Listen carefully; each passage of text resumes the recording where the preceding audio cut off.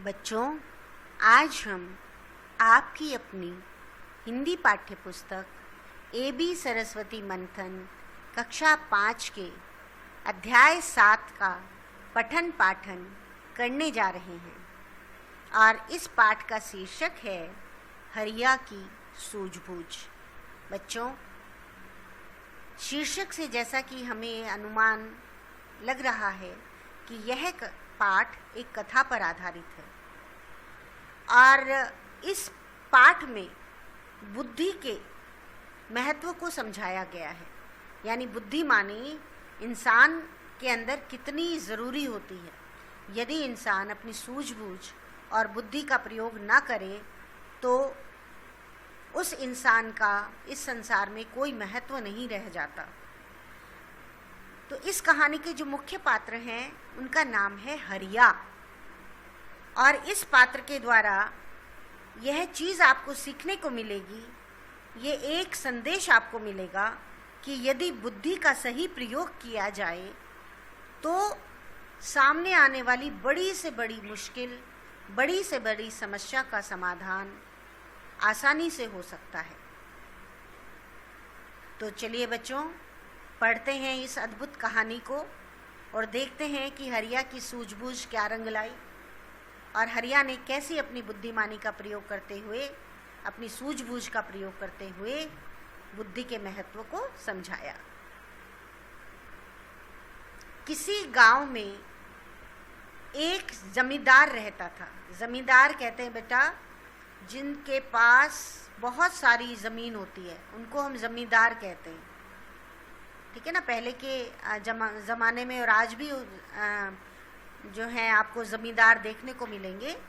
तो ज़मींदार का मतलब होता है बहुत सारी ज़मीनों का मालिक, बहुत बड़ी ज़मीन का मालिक। तो किसी गांव में एक ज़मींदार रहता था। वह बहुत कंजूस था। कंजूस तो आप जानते ही हैं ना, जो पैसे खर्च नहीं करना चाहता। अपने यहाँ काम करने वालों को वह बहुत सताता था। जो भी उसके यहाँ काम करता था ना, उसको वो परेशान करता था। कौन करता था? जमींदार।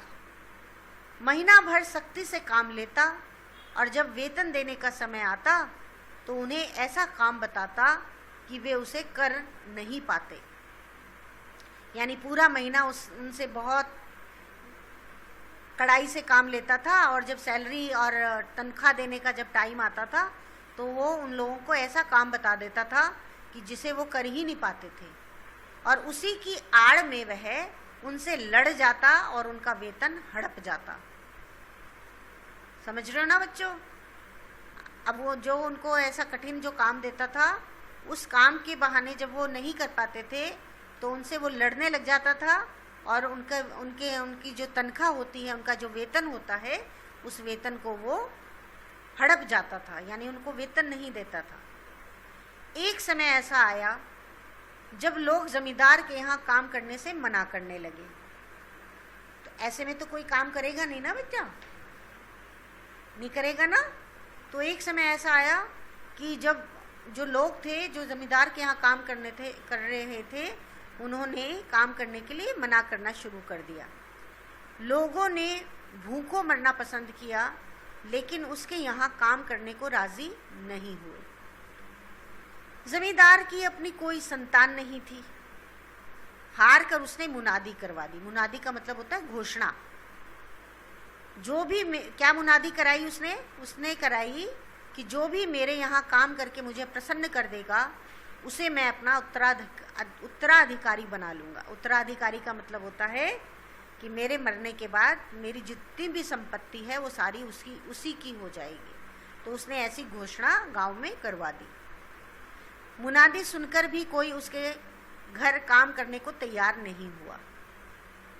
उसी गांव में हरिया नामक एक बालक रहता था। ध्यान से सुनिएगा बच्चों, उसी गांव में हरिया नामक एक बालक रहता था। वह होशियार था और चालाक भी। जमींदार की ये घोषणा सुनकर हरिया ने जमींदार को सबक सिखाने की ठान ली। वह पूरे आत्मविश्वास के साथ जमींदार के घर पहुंचा। जमींदार ने उससे कहा, मेरे यहाँ काम करना आसान नहीं है, मैं जो भी काम तुम्हें बताऊंगा वो तुम्हें करना पड़ेगा। अगर नहीं कर सके तो वेतन का एक भी पैसा नहीं मिलेगा। हरिया ने निडरता से जमींदार की शर्त स्वीकार कर ली, यानी जो कंडीशन जमींदार ने रखी थी उस कंडीशन को उसने एक्सेप्ट कर लिया और मन लगा करके उसके यहाँ काम करने लगा। वह सुबह खेतों पर चला जाता और दिन ढलने पर ही वापस लौटता। उसके काम से जमींदार मन ही मन बहुत प्रसन्न हुआ। वेतन देने का समय आया तो उसने हरिया के साथ भी वही करना चाहा जो वह दूसरों के साथ करता था। देखिए कितना चालाक था वो। कौन? जमींदार। हरिया के मन लगा के काम करने के बावजूद भी, जबकि वो प्रसन्न भी था उसके काम से, फिर भी वो जो है उसके साथ वही करना चाहता था जो उसने दूसरे लोगों के साथ किया था। शाम को जब हरिया खेतों से काम करके लौटा तो जमींदार ने उसे पास बुलाकर कहा, हरिया, कल तुम खेत पर नहीं जाओगे। मेरे घर के पीछे बांस के पेड़ों पर हरी हरी पत्तियां लगी हैं, उन्हें तोड़े बिना ही बैलों को खिला देना। देखो कैसा काम दिया उसको।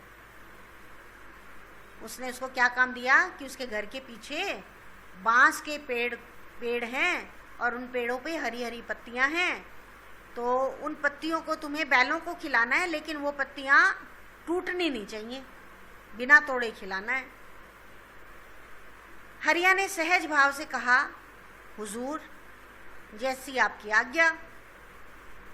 दूसरे दिन सुबह होते ही वह बैलों को बांस के पेड़ों के पास ले गया और उन्हें पेड़ से बांधकर डंडे से पीटने लगा। बैल जोर जोर से रंभाने लगे और उछल उछल कर पेड़ के चारों ओर चक्कर काटने लगे। रंभाने की आवाज सुनकर जमींदार भागा भागा आया। वह हरिया पर चिल्लाया, अरे पापी, बैलों को पीटना बंद कर। हरिया बोला, हुजूर देखिए ना, पेड़ पर ये चढ़ते ही नहीं, इसलिए जोर जोर से पीट रहा हूं ताकि ये उछलकर पेड़ पर चढ़ जाएं।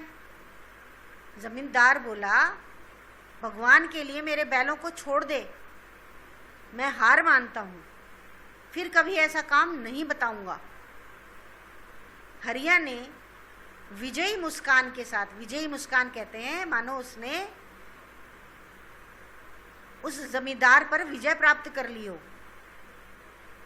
और जब मन के अंदर ऐसा भाव होता है तो इंसान धीरे ही धीरे मुस्कुराता है, उसी को ही विजयी मुस्कान बोला जाता है। तो हरिया ने विजयी मुस्कान के साथ बैलों को पीटना बंद कर दिया। हार कर जमींदार को हरिया का वेतन देना पड़ा। अब जमींदार ने दूसरी चाल चली। अगला महीना पूरा होने को हुआ तब उसने हरिया को पास बुलाकर कहा, देखो हरिया, मेरे मकान की छत बहुत बड़ी है, वहाँ हवा और रोशनी भी भरपूर है, तुम कल सुबह वहाँ गोभी के पौधे लगा देना। अब हरिया आज्ञाकारी सेवक था तो वो आज्ञाकारी सेवक की भांति बोला, अच्छा हुजूर, आपका हुक्म, सिर आंखों पर।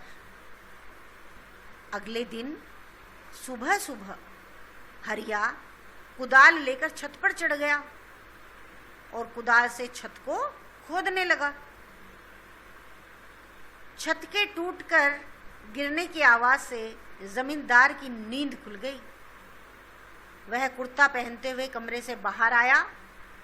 हरिया को छत पर देखकर और अपनी छत की बुरी हालत देखकर वह जोर से चिल्लाया, अरे दुष्ट, क्या कर रहा है, फौरन नीचे उतर।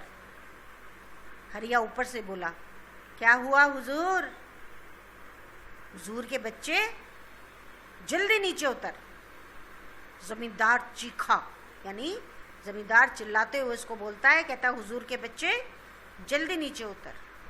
तो हरिया कहता है, हुजूर आपने ही तो गोभी के पौधे लगाने का हुक्म दिया है, इसलिए तो छत की खुदाई कर रहा हूं। खुदाई किए बिना गोभी के पौधे कैसे लगेंगे? हरिया ने भोलेपन से कहा। जमींदार को हार माननी पड़ी। वह नम्र होते हुए, नम्र का मतलब होता पोलाइट, तो वह नम्र होते हुए बोला, यह काम बंद कर दे हरिया, मैं तुझे फिर ऐसा काम करने के लिए नहीं दूंगा। हरिया छत से नीचे उतर आया। वह मुस्कुराता हुआ खेतों की ओर निकल पड़ा, लेकिन जमींदार बहुत परेशान था। अब कैसे इस लड़के को हराया जाए,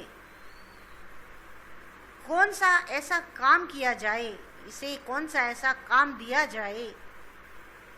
इसी उधेड़बुन में 15-20 दिन बीत गए। गांव में अकाल पड़ने लगा।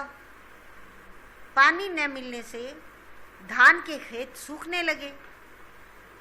जमींदार को फिर एक तरकीब सूझी। उसने हरिया को अपने पास बुलाया और कहा, देखो हरिया, आजकल अकाल पड़ रहा है, तुम कल ही मेरे धान के खेत में ले आओ। तुम कल ही मेरे धान खेत घर में ले आओ। देखो क्या कहता है वो, दोबारा से पढ़ते हैं इस लाइन को। वो कहता है कि तुम कल ही मेरे धान के खेत घर में ले आओ, ताकि धान को अकाल से बचाया जा सके। यह कहकर जमींदार ने मन ही मन सोचा कि यह उसकी आखिरी परीक्षा ही होगी। हरिया ने उसी विनम्रता से कहा, जी हुजूर। सुबह होते ही हरिया ने अपना काम शुरू कर दिया। उसने जमींदार के घर के दरवाजे और चौखट उखाड़े और फिर दीवार तोड़ने लगा। जमींदार की पत्नी कुएं से पानी भरकर आ रही थी। उसने जब अपने घर की ये दशा देखी तो भागी भागी अंदर गई। उसने जमींदार को जगाकर सारी बातें बताई। जमींदार आंखें मलता हुआ दरवाजे की ओर दौड़ा। उसने देखा कि दरवाजे और चौखट इधर उधर बिखरे पड़े हैं। दीवार का भी कुछ हिस्सा तोड़ा जा चुका है। वह गुस्से से कांपने लगा और चीखा, मूर्ख, क्यों बर्बाद करने पर तुला हुआ है? तू अपनी करतूत से बाज आ जा। हरिया ने धीरे से कहा, हुजूर, आप ही सोचिए, इतना बड़ा खेत दीवार तोड़े बिना छोटे से दरवाजे से अंदर कैसे लाया जाएगा? जमींदार ने जब हरिया की बात सुनी तो उसका गुस्सा ठंडा पड़ गया और वो मुस्कुराने लगा।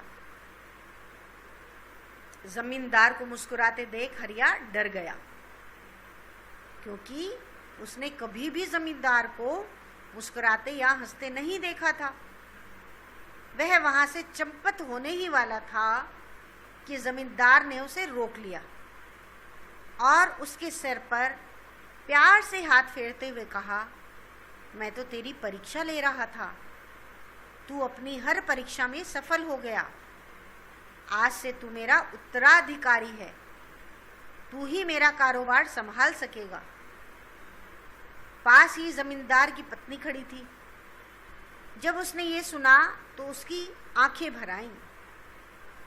उसने हरिया को बेटा कहकर अपने गले से लगा लिया। तो बच्चों, थी ना कहानी बहुत सुंदर? तो इस कहानी का उद्देश्य क्या था? इसकी सीख क्या थी? इस कहानी से हमें क्या सीखने को मिला? तो चलिए हम देखते हैं सीख में। इस पाठ से जो हमें सीख मिली वो है, सूझबूझ से मुश्किल काम भी आसान हो जाते हैं। चलिए बच्चों, शब्दार्थ देखते हैं।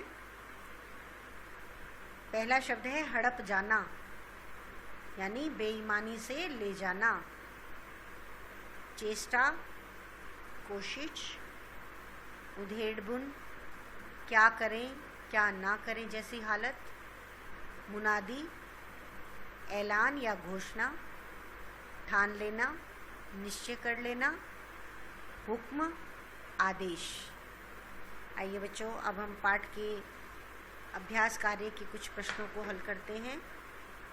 पाठ के अभ्यास कार्य में मौखिक प्रश्नों की श्रृंखला में सोचिए और बताइए के अंतर्गत पहला प्रश्न है, जमींदार का स्वभाव कैसा था? इसका उत्तर होगा, जमींदार का स्वभाव कठोर और कंजूस था। अगला प्रश्न है, लोग जमींदार के यहाँ काम करने से क्यों मना करने लगे? इसका उत्तर होगा, जमींदार की कंजूसी और चालाकी के कारण लोग उसके यहाँ काम करने से मना करने लगे। अगला प्रश्न है, हरिया को छत तोड़ते देख जमींदार ने क्या कहा? इसका उत्तर होगा, हरिया को छत तोड़ते देख जमींदार ने कहा कि इस काम को बंद कर दो, मैं तुझे ऐसा काम फिर नहीं दूंगा। अगला प्रश्न है, जमींदार की पत्नी ने हरिया को गले से क्यों लगा लिया? इसका उत्तर होगा, जमींदार की पत्नी ने हरिया को अपना पुत्र मानकर गले से लगा लिया। चलिए बच्चों, अब आगे बढ़ते हैं लिखित पाठ ज्ञान की ओर, जिसमें पहला प्रश्न है, किसने कहा? अरे पापी, बैलों को पीटना बंद कर। किसने कहा था? जमींदार ने। हुजूर के बच्चे, जल्दी नीचे उतर। किसने कहा था? जमींदार ने। इतना बड़ा खेत दीवार तोड़े बिना छोटे से दरवाजे से अंदर कैसे लाया जाएगा? किसने कहा था? हरिया ने। चलिए बच्चों, अब हम पाठ का प्रश्न 2 करते हैं। पाठ का प्रश्न नंबर 2 है, कहानी के आधार पर निम्नलिखित घटनाओं को क्रम दीजिए। अर्थात पहली घटना से शुरू करके इन वाक्यों को हमें इन वाक्यों के हिसाब से सीक्वेंस में रखना है, यानी पहली घटना कौन सी, उसके बाद कौन सी, उसके बाद कौन सी। तो यहाँ सबसे पहली घटना इन वाक्यों के हिसाब से है कि लोगों ने जमींदार के यहाँ काम करना बंद कर दिया। उसके बाद हुआ कि जमींदार ने मुनादी करवाई। उसके बाद हरिया ने जमींदार को सबक सिखाना चाहा। उसके बाद हरिया ने बैलों को पीटना शुरू किया। उसके बाद है, जमींदार ने हरिया से गोभी के पौधे लगाने के लिए कहा। उसके बाद दीवार का भी काफ़ी हिस्सा तोड़ा जा चुका था। और उसके बाद अंतिम जो वाक्य आएगा वो वाक्य होगा, ज़मींदार ने हरिया को अपना बेटा बना लिया। तो बच्चों, इस तरह से हमने पाठ के इन कुछ प्रश्नों को हल किया। शेष प्रश्नों को आप स्वयं हल करने का प्रयास करेंगे। धन्यवाद।